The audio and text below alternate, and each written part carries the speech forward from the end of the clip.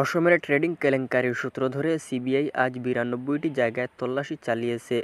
CBI এর তল্লাশি ৫ রাজ্যের ৯২টি স্থানে ধৃত মূল মাথা গোপাল পাল এবং এই কেলেঙ্কারির মূল নায়ক গোপাল পালকে আটক করেছে।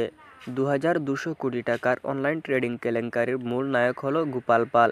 তাকে শিলিগুড়ির গোপন জায়গা থেকে সিবিআই আজ গ্রেফতার করে। তাছাড়াও এই কেলেঙ্কারিতে যে ৪১টি মামলা রয়েছে তারই সূত্র ধরে রাজ্য ও বহিরাজ্যের বিভিন্ন জায়গায় তল্লাশি অভিযান চালিয়েছে সিবিআই। সংস্থার মুখপাত্র এ খবর দিয়ে বলেছেন, ৪১টি মামলারই তদন্তের দায়িত্ব তারা ইতিমধ্যেই হাতে নিয়েছেন। রাজ্য সরকারের সুপারিশেই এই অনলাইন ট্রেডিং কেলেঙ্কারির তদন্তের দায়িত্বভার তারা হাতে নিয়েছেন। এর আগে এতদিন এই অনলাইন কেলেঙ্কারির তদন্ত করছিল আসাম পুলিশ, কিন্তু তারা তদন্তের মূল মাথা গোপাল পালের সন্ধান পাচ্ছিল না।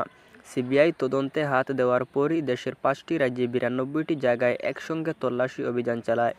এই তল্লাশির সময় তারা ২৪টি মোবাইল ফোন, ১৮টি ডেস্কটপ, ৬০টি হার্ড ড্রাইভ এবং ১১টি ল্যাপটপ জব্দ করে।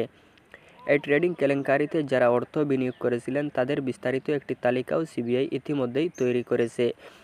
এজিআরএস মার্কেটিং প্রাইভেট লিমিটেড নামে এই কোম্পানি প্রথম থেকেই এই অনলাইন কেলেঙ্কারির হোতা হিসাবে কাজ করে আসছিল।